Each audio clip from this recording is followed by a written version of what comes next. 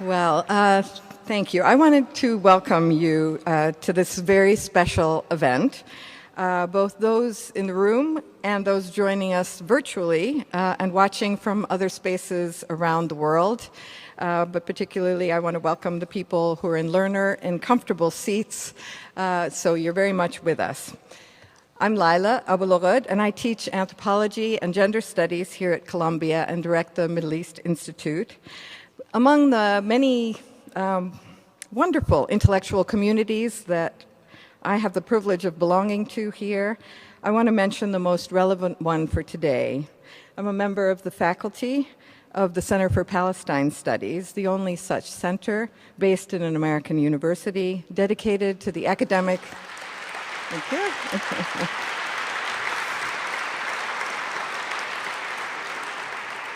It's dedicated to the academic study of Palestine.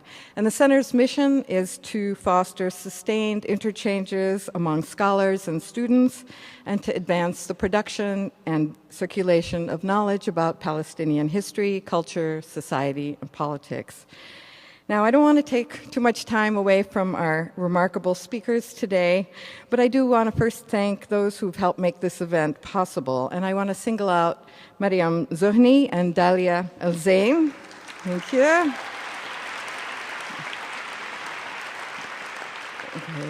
Okay. We have an enthusiastic crowd. It's great. At the Center for Palestine Studies, and Mariam is hopefully watching us in Lebanon. I also want to thank my colleagues, Brinkley Messick and Rashid Khalidi, especially for their special dedication to this event. But we're also grateful to all the staff and volunteers that you've seen around here who've generously offered their time and talents. And it's a tribute to our speakers that so many units enthusiastically joined us as co-sponsors. The Institute for Research in African American Studies, the Institute for Research on Women and Gender, the Middle East Institute, the Center for the Study of Ethnicity and Race, the Hyman Center for the Humanities, the Anthropology Department, the Center for International History, and the Institute for Comparative Literature and Society. Thank you all. Now, we've all done our parts because we want to honor Edward Said's memory and his legacy. And I want to acknowledge especially his daughter, Najla Said, who's here tonight representing the whole family. This is not the first event in his honor, nor will it be the last, but we think it's quite special, and I'm glad that you all thought so too. Edward Said taught at Columbia for 40 years, and we feel individually and as a community that we're part of his legacy at this university and in the world. Cornel West is now teaching across the street at Union Theological Seminary, and Judith Butler is teaching here in the Department of English and Comparative Literature. And this is a university that showed great integrity when Edward was alive in upholding the principles of both academic freedom and free speech. The university protected the right of this extraordinary figure to be both a deep and original scholar and a public intellectual. And I want to share just one personal memory. At Edward's funeral at Riverside Church 10 years ago, I felt sad as the large crowd, hushed and deeply moved by Daniel Barenboim's exquisite piano offering, walked down the aisle to leave the church. And I found myself walking near my dear colleague, Mahmoud Mamdani. I told him that I felt this marked the passing of a generation. Who would now speak for us? Iqbal Ahmed had passed away in 1999 at the Asia Society here in New York. Edward and my father, along with Dan Berrigan and many others, had mourned and celebrated this most charismatic, politically sharp, and beloved figure. 2 years later, my father passed away in Palestine. Edward walked alongside us in Jaffa with some other people in this room in May 2001 behind the coffin of his dear friend.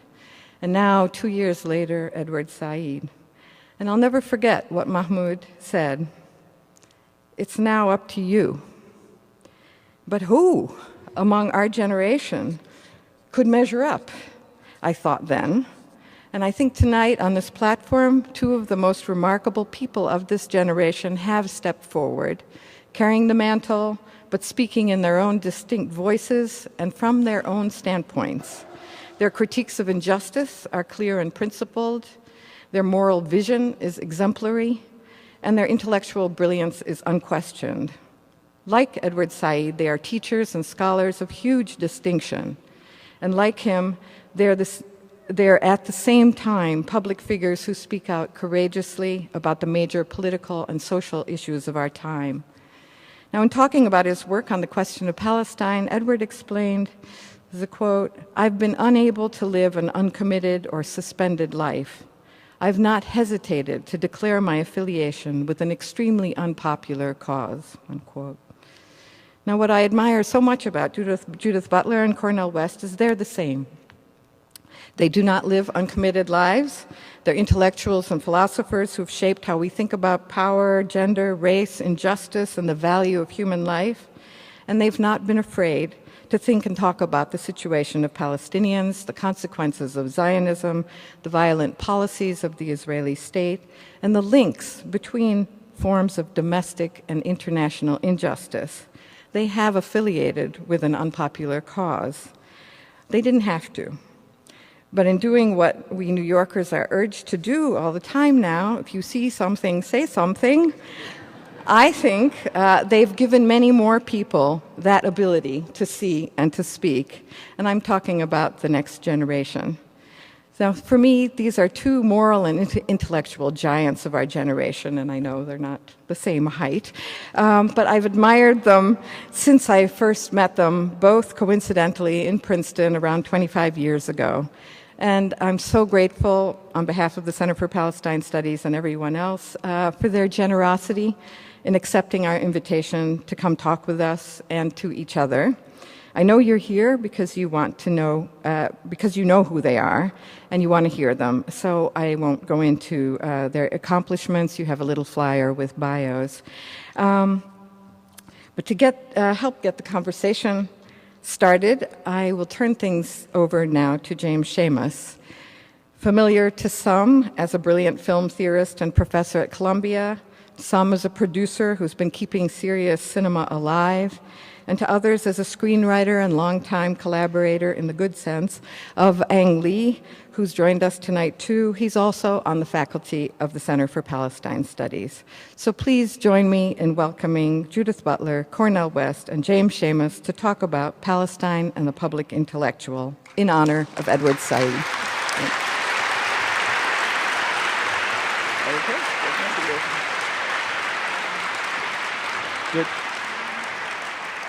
Good evening, and thanks, Lila.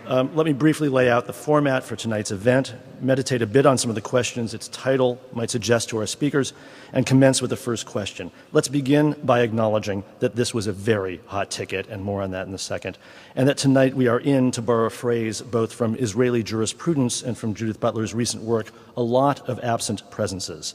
So while we will solicit questions to supplement and continue tonight's conversation, we're going to do so virtually in the hope that those of you not sitting with us in Low Library will feel the connection we here certainly feel with you. So if you'd like to join the conversation, tweet your question to @CU, lowercase Palestine, that's CU Palestine, using hashtag Edward Said, all lowercase, come on. It's hip. Or post to our Facebook event page, Judith Butler and Cornel West in Conversation by the Center for Palestine Studies at Columbia University. Operators are standing by, and in about 45 minutes to an hour or so, one of them will discreetly hand me a stack of questions and comments, and if and when the opportunity arises and the conversation finds a lull, I will share them with you. If, however, the conversation feels like it can continue uninterrupted, I'll hold fire and ask all of your forgiveness in advance if we entertain few, if any, questions. So some preliminaries to an initial question prompted by the subtitle of tonight's event, Palestine and the Public Intellectual Honoring Edward Said. I'll briefly break down some of those constituent parts and in preface to the conversation it announces. First, honoring Edward Said. This evening takes place as one of a wonderful number of events commemorating Edward Said, and as such it prompts, if not begs, the question as to the uses and reasons for those commemorations, honorifications, memorializations, and celebrations. A couple of weeks ago in Lerner Hall, Edward Said was remembered. Last week, his memorial lecture was delivered. Tonight, he is honored. It is appropriate under such circumstances to ask whether and how his memory is working and how it should be working. Now, how's it working for us, for you? One use, of course, arises for the simple conjunction of the name Edward Said with the word Palestine. And here I feel the need to try to articulate a specific and particular sense of excitement about tonight's conversation. Let's face facts. Each of tonight's interlocutors alone is, to use the language of celebrity, which raises its own questions but also feels somewhat appropriate tonight, a hot ticket. But together, in conversation, present to each other, this does feel like a moment, an event. And the territory, occupied or otherwise, where they come together tonight is, well, Palestine. Tonight, it feels as though, unlike perhaps in Edward Said's day, it is not the question of Palestine. Rather, it is Palestine that is asking the questions. Indeed, Palestine is demanding answers. The feeling of that feels, if I can put it that way, significant and exciting. Then we have this word public. What is a public, or to ask the question another way, what do publics do, and what might they be doing here tonight? Well, unlike, let's say, proletariats or peoples or communities or masses or plebes, publics seem mainly to have opinions. Or we could say have opinions ascribed to them. But for Edward Said, though, the word public always held out the promise of its Enlightenment origins as the site of public reason, as a place where genuine truths can emerge. That's why for Said, there is no need for the category of public intellectual, for the intellectual is, by his definition, always public, someone who publishes, who comes into being as such by making representations to a public. As he writes in his wonderful volume, Representations of the Intellectual, there's no such thing as a private intellectual. The intellectual, he says, quote, is an individual endowed with a faculty for representing, embodying, articulating a message, a view, an attitude, philosophy, or opinion to, as well as for, a public. To, as well as for. The intellectual represents, paradoxically teaching her public something, in a sense, it already knows, but just doesn't know that it knows. Teaching it, in the Saidian version, the unknown truth about what it really is. It's a strange role that requires the intellectual to come into being wholly in relation to the public, but to not be the public or even part of the public, to be a representation. For Said, the intellectual stands outside, and mainly, again, with a nod to his Enlightenment heritage, because, as Said writes, the intellectual speech is always on behalf of universal principles. The weight of that universal burden makes the intellectual anything other than the usual expert sent out to manage the public through his or her expertise. Said's intellectual paradoxically maintains the social prestige and authority of the intellectual class, but is, as he puts it, someone who cannot easily be co-opted by governments or corporations, and whose raison d'etre is to represent all those people and issues that are routinely forgotten or swept under the rug. And here you see another paradoxical dialectical leap in Said's thinking. The public that the intellectual is to represent to the public is actually the abjected, the forgotten, the oppressed. That is to say, outsiders, whose outsiderness is mimicked by the intellectual, but now from a position of authority, if not of power. Heavy burdens to bear, which is no doubt why Said constantly references the intellectual's, well, crankiness. Least of all, he writes, quote, should an intellectual be there to make his or her audiences feel good? The whole point is to be embarrassing, contrary, even unpleasant. It's as if for Said, the repulsion felt by the proper public for those habitually abjected and excluded must, if only as a moment of negative pleasure, be felt also in the presence of the intellectual. I think I speak on behalf of tonight's public when I say how excited I am to be here to listen in on what I know will be, in honor of Edward Said, a truly embarrassing, contrary, and unpleasant conversation. And let's start it by asking, as we've asked about what memorializations do, what publics do, what intellectuals do, and what Palestine does, a simple question you need entertain only by ignoring it. What actually are we doing here tonight? Thanks.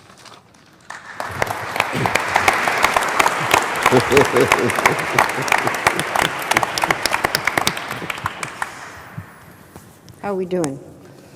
I'm just blessed to be here with you, my Yeah, dear that's what I sister, feel. and to keep the focus on the rich legacy and Yeah. the witness that Edward Said was able to bear, trying to tell the truth in the best of his fallible yet creative ability, and yet at the same time to inspires so many of us. It's true. Inspires so many of us, though. No, what do you think we're doing here? Hard to hear? Oh, is that right? Oh, you missed all of that? No, I said we're here to bear witness and to tell the truth, the memory of my dear brother Edward Said. Yeah. It's interesting. I was thinking about the fact that we are memorializing and we're honoring. And yet, it seems to me that for the most part, when we talk about Edward Said's work, we speak in the present tense. And we have to, because it's a work that was written more than a decade ago, ceased to be written a decade ago. At the same time, it acts on us, and we read it, and it has informed. It's not only in our present time, but it's given us, I think, a new sense of what present time might be, how we tell the story of this time, how we understand ourselves in time. And to honor him is in part to memorialize him, but perhaps there's a counter-memorializing that happens not by dishonoring him, but by allowing the work to live in the present as we take it up and rethink it for our own time, or for our various times. One thought I have is that there was a point in his work where he insisted that when we look at literature, and especially when we look at representations of Palestine or representations of dispossession or exile, forcible exile, that we have to pay attention to the form. And he said it must be fragmentary, it must be partial. There's no single narrative we can tell, there's no single motif we can tell, and that it must interrupt certain dominant narratives. It must have the power to interrupt certain dominant narratives. And that's interesting because it opens up the question of, if we think about the founding of Israel in 1948, or the incremental forms of settler colonialism that were already in place prior to 1948, that were in some sense the precondition of that founding. How do we tell that story? And how can that story be taught? How is it taught? And of course, one crucial point he made is that the story of that founding rests upon the forcible dispossession and exile of nearly 900,000 people. The number of Palestinian exiles in his time was, he gathered about 4 million, and now it's estimated to be 5. And that includes, of course, subsequent expulsions and dispossessions. But how is it that we tell the story of that founding and also tell the story of the Nakba? Can they be told at the same time? Can they be told together? Are we yet ready to think about the link between that founding and not only the radical dispossession of that time, but a continuing dispossession and a continuing injustice that has not been acknowledged internationally, that has not been addressed adequately, that continues as a traumatic feature of our present? Two questions of time. How do we tell the one story with the other? How do we link them? How do we grasp that link? How do we understand that that's not just something that happened in history, but that it pervades the historical time in which we live? I think that if we begin with the notion of the catastrophic, remember when Edward, at the very end of his life, he said, "I'm the last Jewish intellectual." And what he meant by that was that for him, because he's part of a highbrow secular humanist tradition, and which means the legacies of Athens and Jerusalem, for him, one must begin with the catastrophic. It could be the Nakba of Palestinians. It could be slavery in the New World with people of color. It could be homophobic forms. It could be the Holocaust and Shoah. And it's very rare in the academy that the catastrophic is really dealt with in any rigorous way.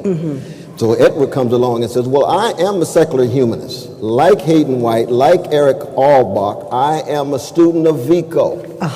And Vico was about what? Robust voluntarism, militant will in the face of what? Chaos, which is very interesting. You know, in Edward's dissertation, he wrote at Harvard under Harry Levin, he actually, the major influence is Schopenhauer.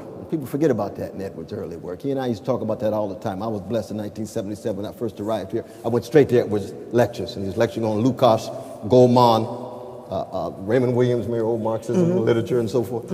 And we would steal away and have drinks and things, and talk about Schopenhauer, because I'm very much Schopenhauer. And you know, Arthur Danto taught a course on Schopenhauer. We just lost Brother Arthur Danto. Let's never forget his name in so many ways. But it was very important because Schopenhauer was dealing with human existence as catastrophic. You see? Now, what happens when you historicize and contextualize the catastrophic? Structures of domination, forms of oppression, and, following Vico, agency, will. Not just what you're going to do about it, how do you understand about it? How do you understand it? So Edward was a rational humanist. He'd always talk about the 1936 essay by Bachelard, which was about sur-rationalism. He said, I'm a sur-rationalist. What is a sur-rationalist? It's a rationalist who grounds it in passion, and your quest for rationality takes the form of turbulence, of transgression, of subversion. So he's a rational humanist in that sense, and therefore when it came to Palestine, this is another beginning of catastrophe with dispossession, with dislocation, with expatriation, and then occupation, then colonialization, and then resistance, even as all of those are rendered invisible in mainstream academic discourse. Not all the mainstream. We got Brother Rashid right here in his wonderful work and that recent text, Brokers of Deceit. Everybody got to read that now, because that's telling the same kind of truth that was talking about. How do you talk about the catastrophic and talk about the colonization, talk about the dispossession, talk about the occupation in such a way that you remain a humanist, which is to say you would talk critically about that, be it of any occupation. See, if there were a Palestinian occupation of Jews, Brother Edward Said would be the first one in line critical of the Palestinian occupation. That's the kind of brother he was. My kind of brother. He has a moral consistency about it. He has a concern or refuses the two distinctive features of this declining American empire, which is callousness to catastrophe, especially when it comes to poor and working people, and indifference to criminality. Indifference to crimes against humanity. He understood the Palestinian predicament starting in 1948 as a crime against humanity. He's absolutely right about that. And we don't want to come to terms with it, and to the degree to which we don't come to terms with it, it will haunt us in a serious way. But of course, he would never focus solely on that catastrophe, because he talked about different crimes against humanity. A variety of different crimes. It could be the new Jim Crow right now in the American empire. That's a crime against humanity. We've lost two generations of young black and brown youth almost across the board. That's a crime against humanity. It will come back and haunt America in a variety of different ways. But Edward said, no, I'm in the academy, Princeton undergrad, Harvard grad, R.P. Blackmere, Arthur Zasmary at Princeton. Students go read his senior thesis on Joseph Conrad and Graham Greene. Then read the dissertation on Joseph Conrad and the fiction of autobiography, his first book that he wrote under Harry Levine, one of the founders of Comp Lit, a Jewish brother from Nebraska. Then he comes to Columbia, and here's Lionel Trilling and the others waiting to greet him and treating him very nicely, embracing, empowering in that way. And then he turns this intellectual powerhouse that he was and his skills to the catastrophe beginning in 48, and we begin to tell that story. So the question of who is Edward Said? America's leading public intellectual in the latter part of the 20th century. Who is Edward Said? Highbrow secular humanist Who is Edward Said? Courageous, visionary. What were the limitations of Edward Said? Oh, we got a lot to talk about that too. American popular culture, not too sympathetic. He's wrong. Religion, not as religiously musical as he could have been. He's wrong. So, I mean, and that would be the first one, because we talked about this all the time. He loves that kind of critical engagement. But he had his own blind spots, and he understood, following Paul DeMond, that you can't have broad scope of insight without having blindness inscribed within the framework that allows you to see that there's an interplay between blindness and insight. That's true for all of us. You can imagine what they'll say about the most philosophically sophisticated social theorists of our day, Judith Butler, what they'll talk about, the insights and whatever blindnesses Sister Judith had too. Yeah. I mean, we're not here to talk about that, but No. I'm just saying, No, I'm sure I'm about to enact them, so Oh, no, that'll be okay. But so let's talk for a moment about secular humanists. You know, I didn't know Edward, and I thought back on why it is I did not know him. You'd had a wonderful conversation. Maybe so, maybe not. What's interesting to me, we did email briefly when we were both angry at Lawrence Summers for his ridiculous claim that to criticize Israel is effectively to be anti-Semitic. And so we had a little virtual solidarity at that moment, but it was not very far before he died. But I was thinking that at the time, say in the 90s especially, you know, there were people who were humanists, and then there were post-structuralists, or Right. there were people who were secularists, and then there are the rest of us who didn't really know, or maybe had some questions about that term. And so we didn't come into conversation for kind of petty literary critical reasons, right? Which now seem rather petty to me because Exactly. I just am not having those conversations in that way. So I went back and I thought to myself, what work does secular do for Said, and what work does humanist do? Why those terms? Why did he feel he needed them? What work did they do that no other term could do? Or and I found the following, which was very interesting to me. First of all, when he talks about the secular, he tends to oppose it to what he calls fundamentalisms, or to religion understood as the demand for theocratic rule. Theocratic rule. Okay. Well, okay. I understand that. He opposed secular nationalists, interestingly. So secular must have a critical relationship to nationalism, right? I'm starting to understand a little bit about what it does.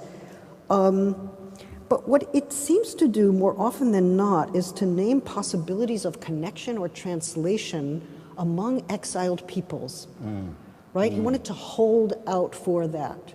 And he made the claim, I think it was indirectly a claim about Jews in relation to Israel, but it has a more general applicability, that when we, any of us, represent our oppression, our dispossession, our forcible exile, the slaughters committed against us, that we have to not only make that representation clear, but also turn it around and ask for whom else is that happening? Has that happened? And also, have I or have we, this people who have suffered, also caused a suffering for others? And what responsibility do we take for it? And you had to ask those two questions. Who am I linked with in my oppression? And have I myself become an oppressor inadvertently or deliberately, thinking that my historical victim status makes it definitionally impossible for me to oppress others? Okay, so those were kind of two obligations that he understood as obligations of the secular, interestingly enough, which suggested that there was a certain dislocation of the first-person perspective that has to happen within what he calls the secular. Now, I think there are all kinds of ways to bring religion into that picture. We could all agree on that. We could all agree that those are values. the translation among exiled peoples, the self-reflective moment. What have I myself done? Not only what have I suffered, what have we suffered, but what have we done? How do I put those together? How do I keep those two histories from being delinked systematically, right? Which is part of the history of pre- and post-Zionism. And you know, there's a moment, I believe it's in Representations of the Intellectual, where he refers to Hanan Ashrawi's dissertation, which I didn't know about. And there she claims that the Palestinian people are those whose national experience belongs with that of, meaning alongside or juxtaposed with, belongs alongside that of the Armenians, the Jews, the Irish, the Cypriots, the American blacks, the Poles, the American Indians, at those terrifying frontiers where the existence and disappearance of peoples fade into each other, where resistance is a necessity, but where there is also sometimes a growing realization of the need for an unusual and to some degree an unprecedented knowledge. And this was for Said a moment to which he returned time and again. So when he says, I'm the last of the Jewish intellectuals, it's like, yes, but maybe he's the last of the Armenian intellectuals, or maybe he's the last of the black intellectuals. In other words, it's not just Palestinian and Jew, it's a way of thinking the Palestinian historical experience in some kind of conjunction. Not to say that they're structurally the same or to posit an equivalence, but to say that there's some kind of affiliation, solidarity, demand for translation that emerges in and through that kind of juxtaposition. Now, I will sign on that. I will say, yes, I will sign on that. I don't know if that makes me a secularist to say that, but for him, it does. Oh, yeah. I mean, he put much weight on the secular in that regard.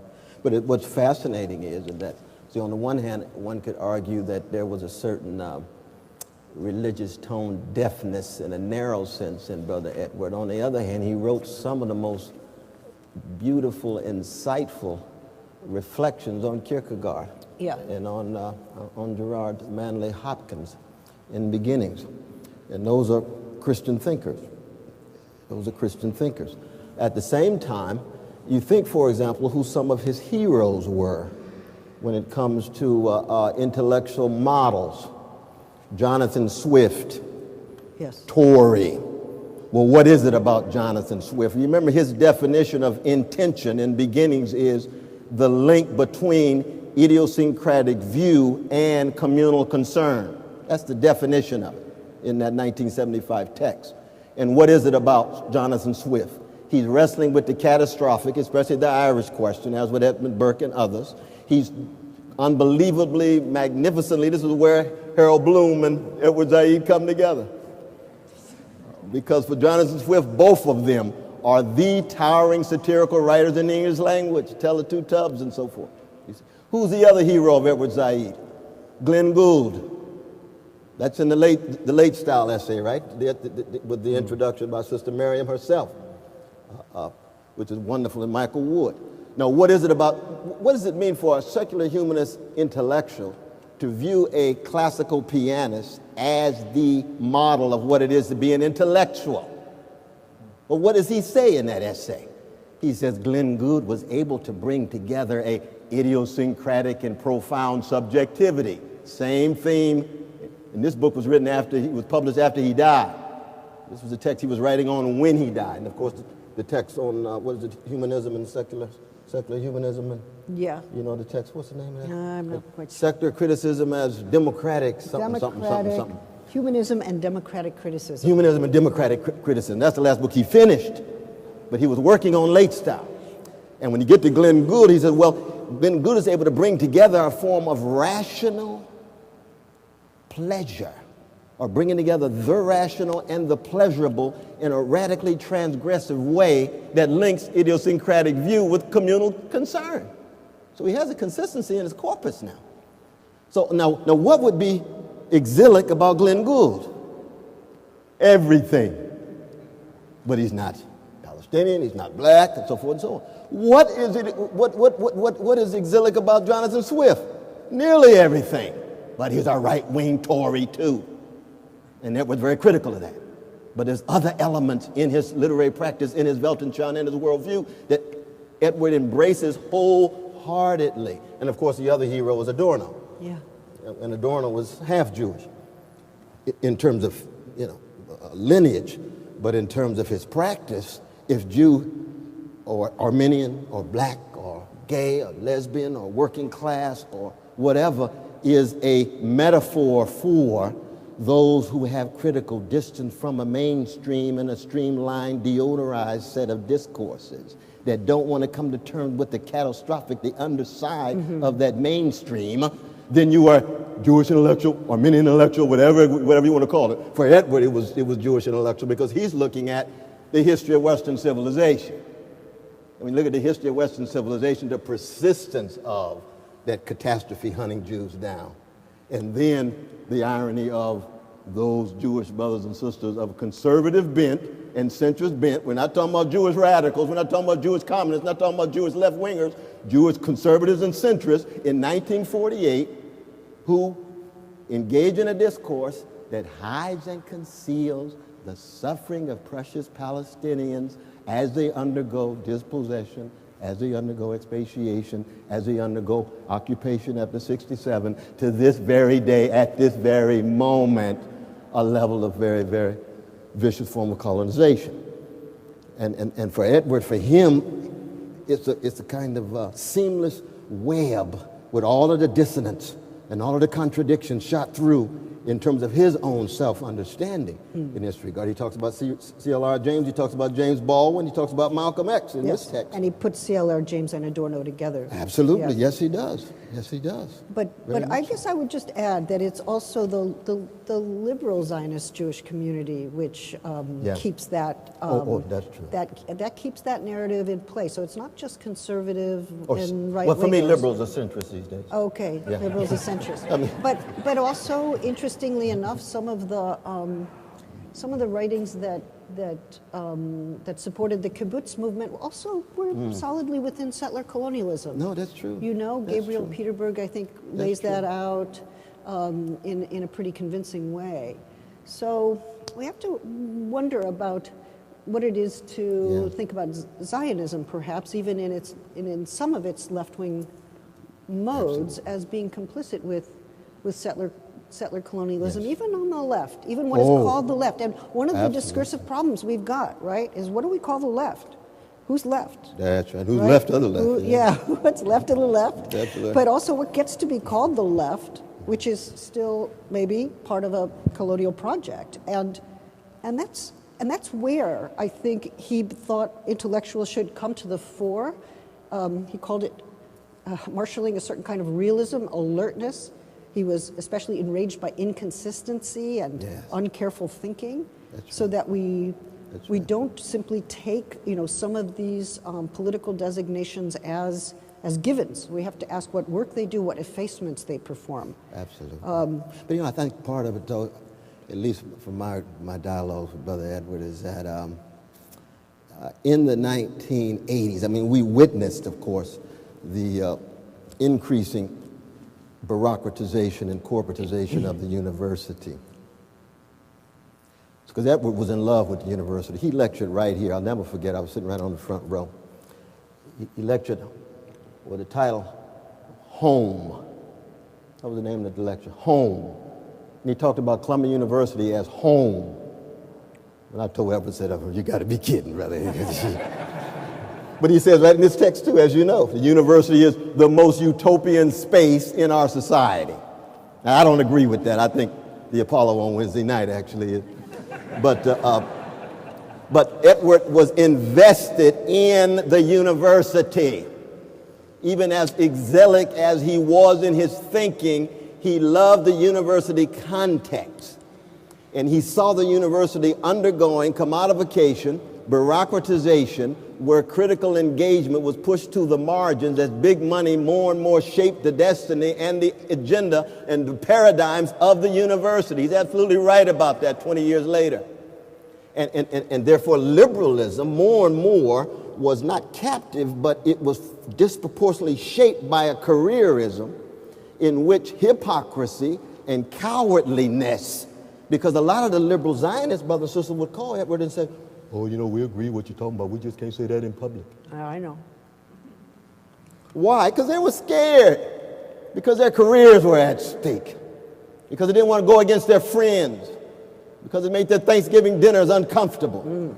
If they told the truth. Tony Judith went through the same thing at a much lower level than Edward Said. Said, of course, had, the military folk here at his office. The security at his office. We remember that, Sister Naja, right? Anytime you go see the brother, you got to go through security check. Death threats and so forth. And we know about the 285 FBI file on his, keeping track of him every minute, going back to 1971 with Ibrahim, the great Ibrahim, one of the greatest Palestinian towering figures. His file even bigger. Sister Janet too, your beloved mother. So that the liberal Zionists didn't want to undergo that kind of risk either. It was just too much. Oh my God, if we're going to tell the truth, we have to really pay a cost. You don't say. You got to bear a burden. You don't say. I recall in 1982, Edward and I went down in front of the New York Times just to get the numbers of how many folk were killed in Lebanon. They wouldn't even print the numbers. Then we had to march again just to use the word occupation in the newspaper. Then they didn't want to call it a wall. They called it a divide. Deodorized discourse. They're afraid, they're intimidated. Edward Said followed Parasia, that line 24a in Plato's Apology. It's free, it's frank speech.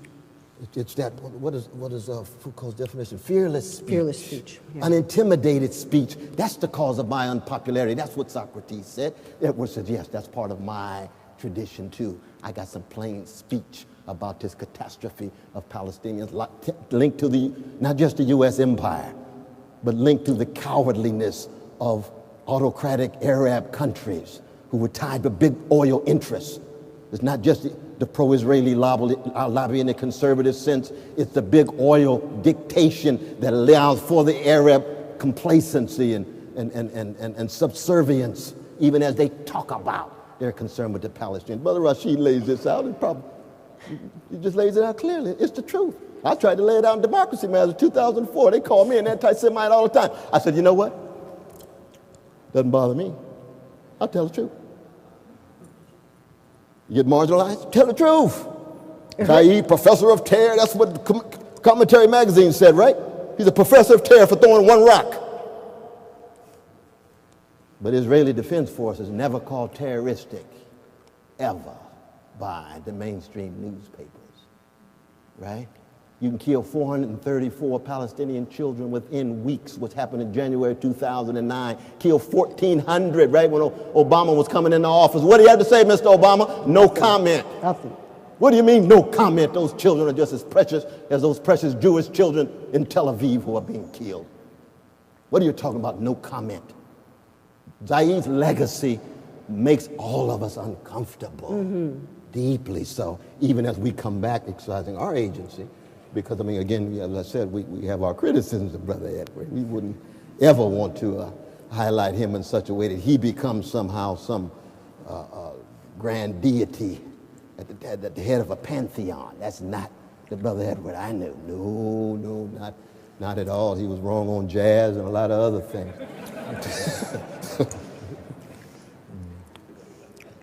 But in terms of what worked, the secular, what worked the human, our human word, of course, derives from the Latin humando, which means burying. And Edward begins where Vico begins, not with a conception of death, abstract death like Heidegger. He begins with corpses. Qualitatively different discourse. He begins with corpses as opposed to abstract possibilities of death. And so at the very beginning of even his text beginnings is a sense of loss. It's elegiac. He's always concerned about what is lost and what's left out. He's always concerned about forms of death, be it psychic, be it social, be it psychological, even spiritual. He wouldn't like that language, spiritual, but I'm injecting that. A spiritual death. And that is what a great humanist thinker does. Even, the critics of humanism in that way know they have to come to terms with death and loss and catastrophe and oppression and domination in some way. But let me ask you this, though. So what would be your critique, though, of of Edward's secular humanism? Well, it's just that when I finally understand what he wants the terms to do, Yes. I tend to agree with him. I'm just About not agency and Well, yeah. the agent, the Vico, I think is Yes. really quite amazing. I think I would have a little bit of struggle with it. Do we just create ourselves? Right. Or do we just produce ourselves? I think Right, not. I right. think we are produced very often by forces we don't really have a lot of control over. And I think there's a kind of tragic structure to Yes. subject formation that that needs to be thought. We're formed in history, we're formed in language and culture and power, we're formed in traditions. We don't get to choose our parents, we don't get to very often choose many things about the circumstances, and not just the circumstances of our birth, but the very sense of who we are and the sense of the world. And then you struggle within it. You struggle within it to find your place and to make of yourself what you can, but there's, you know, how do we think about that struggle, you know? He was in a different position. He was worried explicitly and always about the fading of the history of Palestine, the fading of Palestinian culture, the pushing of Palestine into oblivion, that it would become, it would be something that no one would remember, or that there would be no way to install the memory, to archive it, to insist on it. And so oblivion was what he was fighting against, right? And being able to remake that history was also a way of giving himself a ground, being able to make sure that history remained alive.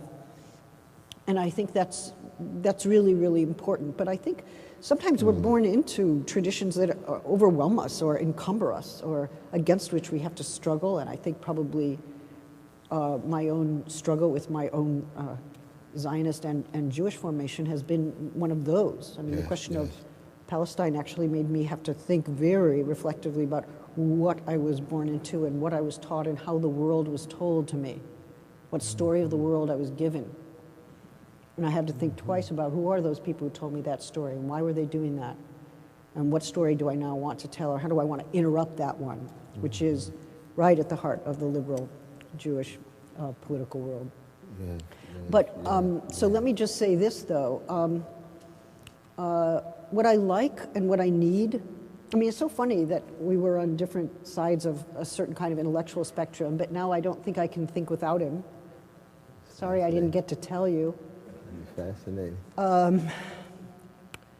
But what I get from him, especially reading about his own experiences of being attacked or being called anti-Semitic or people saying vile and hideous things against this elegant, brilliant, erudite, reasonable person, right?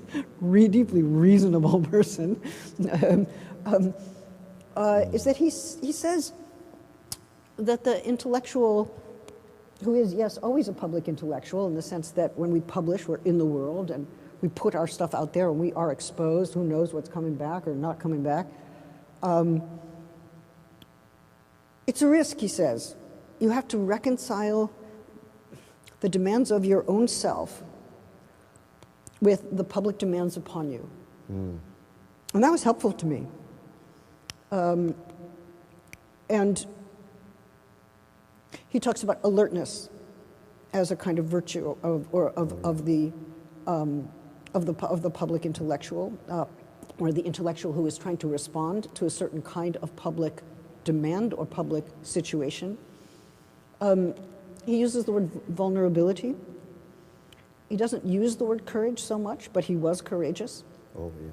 And Absolutely. whatever that struggle was, to continue to speak out and to say what he had to say, even though he was being viciously attacked and people were trying to demean him, just as we know, Palestinian professors here at Columbia who try to do scholarship on Palestine have also been shamelessly attacked. How does one emerge from the attack? How does one fend it off? I mean, you said you don't care that people called you anti-Semitic. Well, I don't know. I bet you cared a little. As long as the bullets didn't fly. As long as the bullets didn't fly. But don't you kind of feel like the bullets are just right behind that? I mean, are they that far behind? I've been called worse, though. But Have I mean, you? I hear I do hear what you're saying. It's not that I celebrated it or anything, but I knew given the discursive terrain by saying these kinds of things, it was predictable that you would get that kind of nonsense coming at you, but you just have to make sure that you in no way are degrading Jewish brothers and sisters as a whole when you're engaging in a critique of a vicious Israeli occupation. And you make that severance very clear in your work, in your speeches and so forth, and you just move on because you don't want it to paralyze you. I mean, I just restate it. I said, there's nothing particularly anti-Semitic by also taking issue with Zionism as in addition to the occupation, which is really, I felt like the history to which he was really returning to, like telling that history again and again. In the 40s and in the 50s and what that meant for displacement and for the stealing of land. But what I loved about the fact that he got so viciously attacked, I mean, I hate the fact that he got viciously attacked and that these vicious attacks continue still. But what I appreciate is that he seemed to get calmer and more rational, right? He just went back. He said, okay, let's take the argument apart. Let's move carefully. Let's be more careful. Let's be more precise. Let's talk about it historically. Let's talk about it conceptually. Mm-hmm. Let's use some counterexamples. Mm-hmm. Let's write with absolute persuasive lucidity. I don't know. I think that I don't know how to fathom it, but it's a great thing, and it is perhaps a kind of virtue. I don't think we can mime it or follow it. I mean, it was his, but we have to kind of ask that question of ourselves. How do we take those risks and not become a purveyor of deodorized discourse, not become a kind of pure professional who cares only about professional standing or who won't risk one's reputation by speaking what one knows to be true and unjust. Right. With the scholarly apparatus that Edward would bring to it. I mean, I think, for example, of the exchange between Brother Edward and Brother Michael Walzer in that famous essay that Edward wrote, Exodus, a Canaanite Perspective, a Canaanite view, what the Exodus looked like from the vantage point of the folk who are in the land of milk and honey. They're already there, like indigenous peoples when the Europeans arrived here. And then they were wonderful exchanges. And it was right down here in New York at the New Yorker Hotel, right near Madison Square Garden. I remember I saw Blue Magic that night before. And you got Walzer and Zaid going at it. And Zaid laying bare the critique of an Exodus narrative about liberation for particular peoples and the subjugation that followed therefrom. And then Walzer saying, well, no, Edward, you are enchanted by a romance with the isolated intellectual who valorizes transgression that ends up with the attention more on the isolated intellectual than on the collective insurgency of the people you're speaking on behalf of. Now, that was fascinating because in one sense it's about what is the role of tradition. See, Edward had a modernist sensibility, so he was very suspicious of tradition in a certain sense. But then when you turn to After the Last Sky, which is one of the great texts on Palestinian traditions of resistance, traditions of poetic expression, traditions of collective insurgency, you say, lo and behold, you're actually a little closer to Edmund Burke than you think.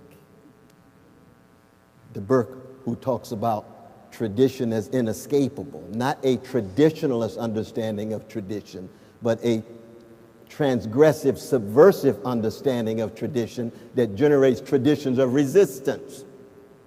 And Edward was honest about that, because when he started talking about the Palestinian question, he had to dig deeper. I remember right across the street when he sent me the copy of Orientalism before it was published. We talked for 2.5 hours. And I said, Brother Edward, you have written a text that will create a fissure in the public discourse.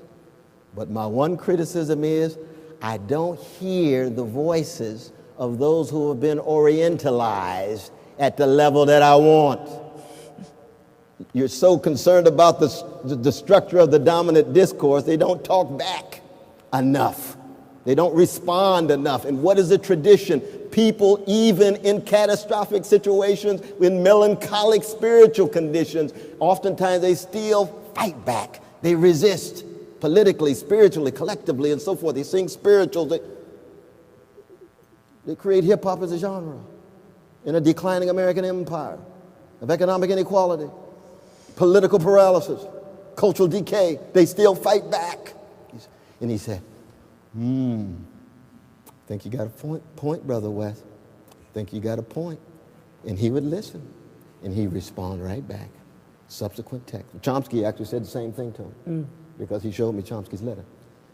But you can't do everything in one text. And he knew that, you see. But in saying that, back to your point about the kind of a certain kind of secular humanism tied to an individual intellectual.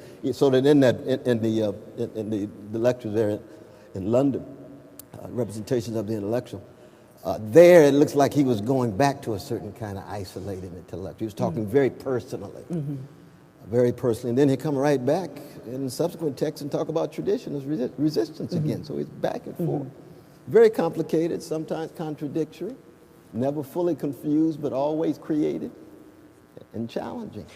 Maybe it's also important to remember that there were those important editorials that he was writing in the Al-Ahram Arabic in weekly and that those tended to be really very concrete about political initiatives, what was happening on the ground, what political parties were doing, who the brokers were, what the stakes were, and that seemed to be a different kind of writing, right? He was very, very, very obviously attuned to the concrete political terms of the struggle at that point. I think maybe that would have been the more effective rejoinder to Mr. Well, you call him Brother Walter, but I can't quite do that. No, I understand. I understand. I don't know, Uncle Michael. Anyway. But in those pieces, you know, you get these devastating critiques of PLO leadership. Yes. Devastating critiques of why he's had to distance himself from dominant elements in the Palestinian. But you know, there's something about exile. Maybe I'll just say this, and we can open it up. But something about exile. You know, at one point he says exile is a concrete condition. It's also a metaphor. Okay. In other words, it is this particular people dispossessed. But first of all, we have to ask the question: does exile? Does it adequately or equally embrace Palestinians with damaged rights within the Israeli state currently? Does it describe well Palestinians living under occupation in the West Bank or in Gaza, which I consider to be a kind of, you know, under siege, maybe a continuation of occupation by other means? Do those communities, or those and then those who are intellectuals in New York, is it the same as being in a refugee camp in the south of Lebanon? Or and I just think maybe I'm not sure exile can do all that work. I'm not sure it can do all that work well. And when it's both a condition and a metaphor, it's also not just the condition of Palestinians, let's remember, but the link between the Palestinians and the native peoples and the Jews and the Cypriots and the African Americans and all the others he's willing to list there, at which point it's doing a whole lot of work. Oh, that's true. That's true. And then the other question is, so where's belonging? Where's belonging? There's always a longing to belong. But what about communities in which belonging is being reproduced all the time? Right, and he does say that in After the Last Sky. I mean, especially some of those photographs of people in their domestic spaces, continuing to lay the table and continuing to go through the rituals of everyday life that consolidate a certain kind of tradition and history and set of connections. But at the political level, what kind of forms of belonging are they? And if he's against certain kinds of nationalism, how do we think about belonging to the Palestinian nation across these various scattered zones?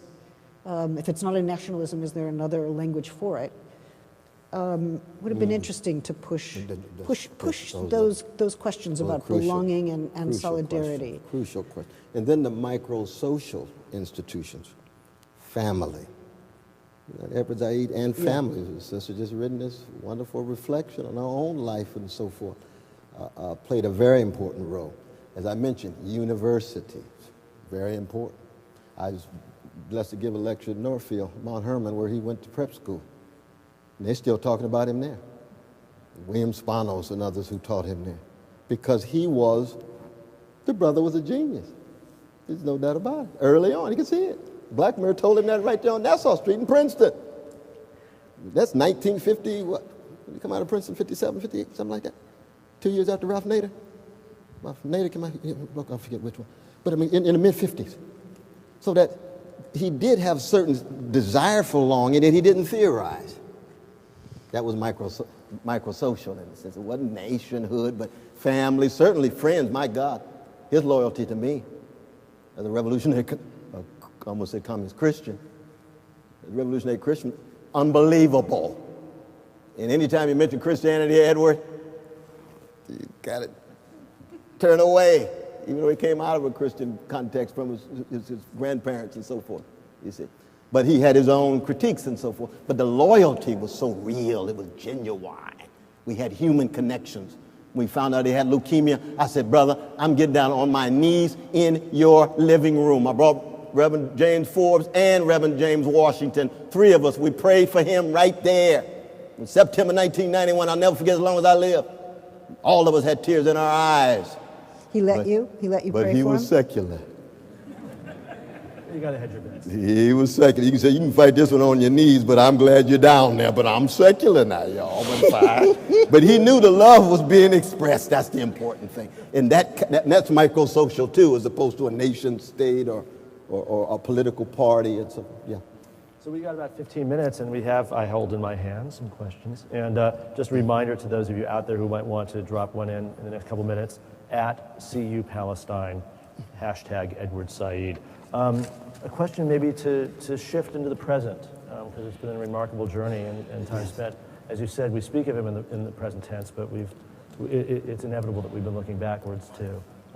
There's a question that says, can you address how to translate this debate into action? Should we be concerned, or how should we be concerned with activism? Mm-hmm. Well, there's one point in Edward's writings when he says that he gives lectures sometimes, and then people stand up at the end and they say, what should we do? And he writes, I refuse to answer that question, because he didn't think it was the proper purview of the intellectual. He understood the intellectual to be causing discomfort, trying to point out inconsistencies, trying to produce different frameworks, checking the facts, making the arguments, elucidating it. So I think that what he didn't like was the idea that an intellectual should be in the place of the ruler. And he says this, and he worries about how the discourse of rule has saturated the intellectual, right? So if we sit up here and go, okay, everybody, here are the 5 things we need you to do, right? And then send you on your way. What kind of position are we in at that moment? I mean, I have obviously several, we both have clear political commitments that one could track. But I think one has to sort of, respectfully resist the question. I'm going to get in trouble for that, aren't I? No. I can see it now. Yes. Even I'm feeling impatient at that. Yeah. But let me just say this, Go because ahead. there's a very important footnote in Brother Rashid's text. He talks about on page 620 of the 2nd volume of Henry Kissinger's memoir. He says America has functioned as Israel's lawyer. Israel's lawyer. That means that as American citizens, in our name, the American government has functioned in such a way that it has not just hidden and concealed the suffering, but helped reproduce it in more intense ways. And as American citizens who are concerned about truth, and Adorno used to say what? The condition of truth is to allow suffering to speak.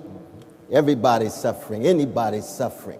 We have a fundamental role to tell the truth about the role of America as the kind of broker of deceit that it has been.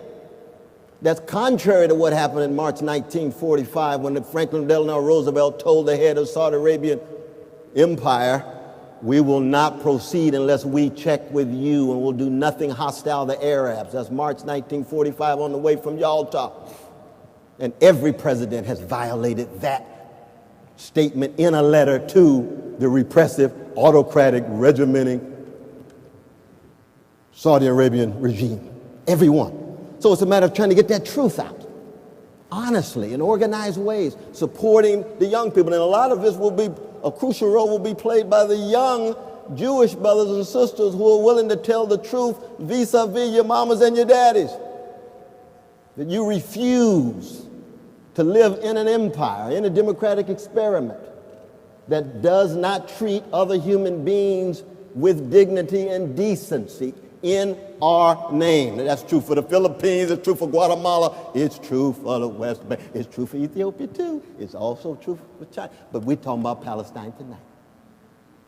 So in that sense, Edward was saying, I'm not going to tell you one thing to do, I agree. I'm not going to tell you two things to do, I agree. Understand what is happening and what is being done in your name.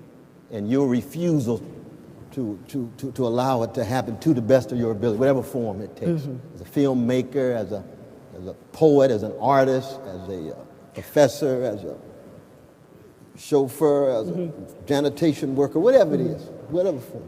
I guess I would just add one thing here, which is that, I mean, it's interesting that we are two non-Palestinians up here who are addressing the issue of the public intellectual, but we have to make sure that the absence of the Palestinian is not a condition of legitimacy, right? So the real question for me is, what are we hearing from Palestine?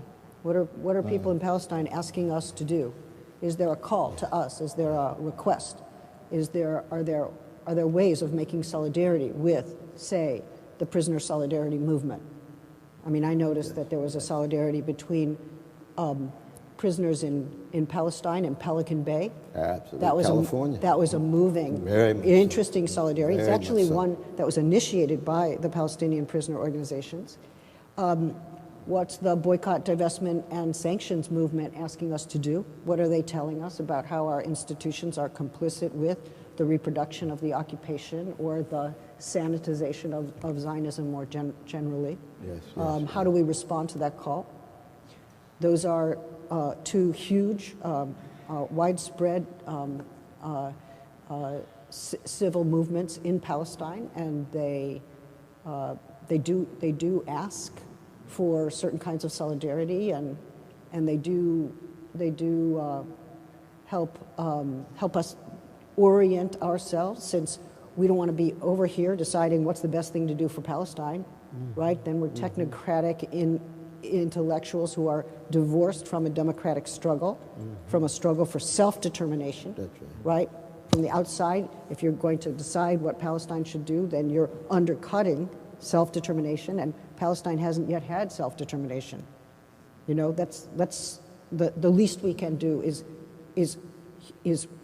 read what it is that is being asked of us, and make judgments about it, surely. Absolutely. You know, we don't just like, oh, okay, anything. No.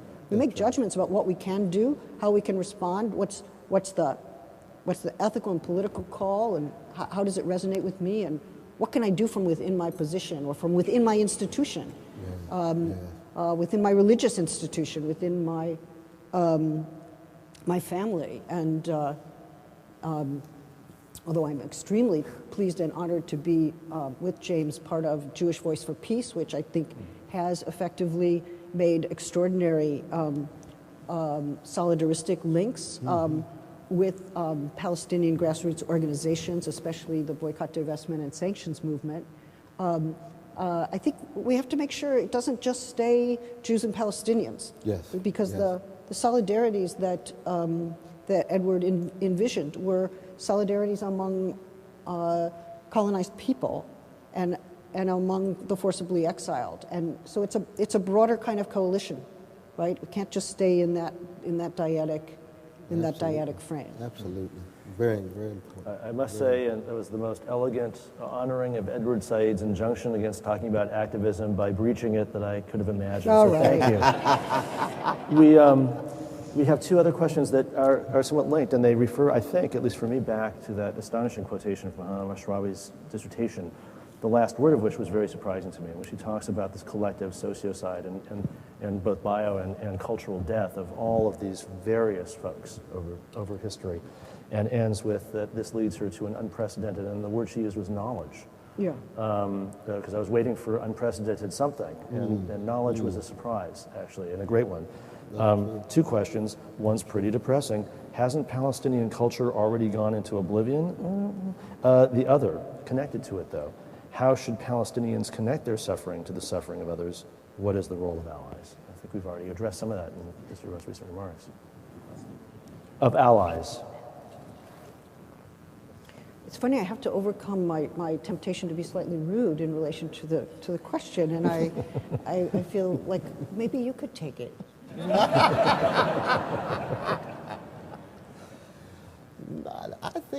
I think rudeness has a role and a I know place. it does. No, Okay, no. I'll get there. I'll get there. No, you're excellent. No, I mean, look. I mean, first of all, what we mean by Palestinian culture, I mean, it certainly is, if you go to Palestine, it is not a place of oblivion. It is an active, interesting place where people are arguing with each other a lot and making excellent food and doing many other things in life. So, you know, are we talking about in the mainstream media? Has it perhaps become lost, or has it gone the way of oblivion? Maybe, but then we have to shift the frame, right? I mean, and that's one of the things Edward was asking us to do, shift the frame. Like something is radically absent in the dominant media, but where is it present? And what are the alternate medias that are making it present and which are producing a kind of counter-hegemonic resistance? And he actually had some real interest in the internet as a site that could disrupt, say, the dominant media non-representation or reductive representation, either terrorist or absent. And I think, so I guess that's one thing. The other point is that I think there are different forms of global solidarity. Some of them are focused on international law and its abrogations, and others are about resistance movements or allies among colonized people.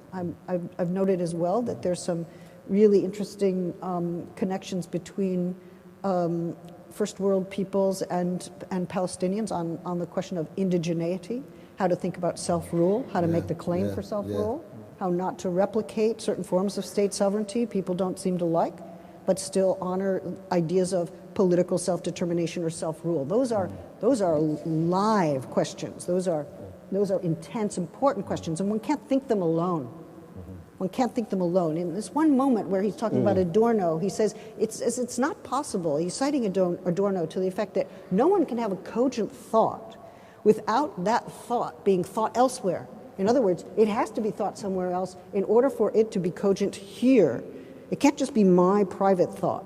It has to be something someone else can think or has thought, or something I can think with others, which means not just within this framework, but in a comparative framework. And he was a comparative literature professor, right? And he made the case for comparative diasporas. And I think we could, on the basis of his work, also make a case for comparative genocide, which doesn't mean all genocides are the same, but it does mean that we have to develop those kinds of frameworks that are not just about thinking how these catastrophes happen in different times and spaces, but what kinds of alliances they foster, and even eventually or implicitly what kind of political solidarity that might lead to. But let me just say a quick word about this question, though, because the question for me is about memory, and it's about visibility. We live in a neoliberal capitalist society that's obsessed with three processes: financializing, privatizing, and militarizing. Highly financialized economy. 42% of the profits go to big banks. 30 years ago, they went to corporations. Privatizing, education, prisons, right across the board. Militarizing, imperial tentacles, drones, U.S. drones dropped on innocent people, AFRICOM, we can go on and on and on, you see. In such a context, there's a relative erasure of memory and a marginalizing of certain kind of visibility. So you take the Palestinian catastrophe and the memory of it within an American regime of financializing, privatizing, and militarizing. You hardly hear any talk about it. The head of the American empire can go to the United Nations and give a whole speech and not say one mumbling word about Palestinian brothers and sisters. And he's got the world looking at him, billions and billions. He goes to the White House, doesn't say a mumbling word about it vis-a-vis the head of the Israeli regime. And that's what you get on Fox News, MSNBC, the right-wing version and the neoliberal wing version, so narrow, so truncated, so often vacuous that memory drops out, visibility drops out. People wonder, well, are the Palestinians, are they still there in Gaza? Well, you don't say. What are they doing in Gaza? What, you got a lot of creativity going on, as you rightly say. But how are people getting access to it other than social media, which is also privatized in its own way? But privatization can be used against privatization. We know that. We can be dialectical about it in that way. But the dominant orientation, the dominant gaze, to use that language, is within a neoliberal capitalist regime that makes it difficult for. That's why we don't hear any talk about memory of the 1 million Filipinos who were killed by U.S. imperial forces in the 1890s. Anybody made a film about that? Anybody got discourse about that? No, it's probably half, because I know you and Brother Ang do wonderful stuff. You and Brother Ang do wonderful. But all I'm saying is that it's so selective given the ideological criteria in light of the larger structure, even though the choices that we make still make a difference. I mean, I'm with Edward on this. Agency still makes a difference. All right, so I'm just going to add to that one thing, which is that neoliberalism has certainly arrived in Palestine in the sense that all those neoliberal metrics have entered into the non-governmental organizations who are helping to keep universities alive, who are helping to establish irrigation, who are working throughout the infrastructure, right? So one of the things that happens is that the infrastructure, of course, gets bombed or destroyed, and then the NGOs come in with their neoliberal metrics and rebuild it, and it's a cycle, right? And one of the problems with it is that you don't actually think about, well, what is it that is actually undermining the infrastructural conditions of Palestine systematically? What are those policies, and how has the Israeli state imposed them? And then if we're only trying to ameliorate the effects through a certain and we can measure them according to neoliberal metrics, like people are functioning better, or they're able to get to whatever their work site is if they have a work site, or whatever that is, we're actually producing a kind of rationality that is complicit with the occupation, even though it's trying to ameliorate its effects. So neoliberalism has definitely arrived. And it seems to me also to undercut these basic questions of self-determination, which I keep coming back to. What would it be to build those institutions in ways that the Palestinian people would like, and to have them sustainable on the basis of that population's desires? So we're wrapping up. Okay, sorry. This is your last chance to be embarrassing, contrary, or I've done rude. my bit. Oh, yeah. But if there's any, just 1 minute, really, it's 8:30. If there's a final thought you'd like to share with us tonight before we leave. I just want to say I'm really thrilled to be here with Cornel West. He's one of my favorite interlocutors, and when I say one of them, I mean actually that the conversation with him is like no other in the world.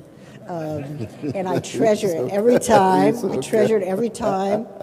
And I'm just as happy as I could possibly be. No, right back at my dear sister. One last word, though. One last word. Okay. That when you think of the towering public intellectuals, the term I don't like, I like the term democratic intellectual, but the towering public intellectuals in the American empire, the 20th century, John Dewey, Columbia, W.B. Du Bois, first part of the 20th century, you see, Edward Wilson, and then we can add some others. Then here comes Edward. He is committed to a notion of the public. And there are some contenders, James Baldwin and Susan Sontag and some others. But Edward is committed to the public, but he arrives at a time when the neoliberal regime, which is in the early 70s, is becoming more popular and becomes hegemonic by the late 80s, by the mid-late 80s. Even under conservative auspices of Reagan, it's still neoliberal in terms of it being capitalist tied to those three tendencies. So he has to cut even more radically against the grain. When Du Bois invokes public and Dewey invokes public, people have a memory in the sense of the public. The New Deal was real. But Roosevelt did commit class suicide against his well-to-do Hyde Park friends. But by the time you get to the 80s, the notions of the public become more and more elusive, farther removed from memory. So he has to be even more heroic. And then he's Palestinian. Oh my God. I mean, the notion that the greatest public intellectual in American empire in the latter part of the 20th century would be a Palestinian? Just think about that. But it's true. It is true. But as a Palestinian, he's just not every Palestinian. He's somebody who is as highbrow, sophisticated, refined, creative, also has his limitations.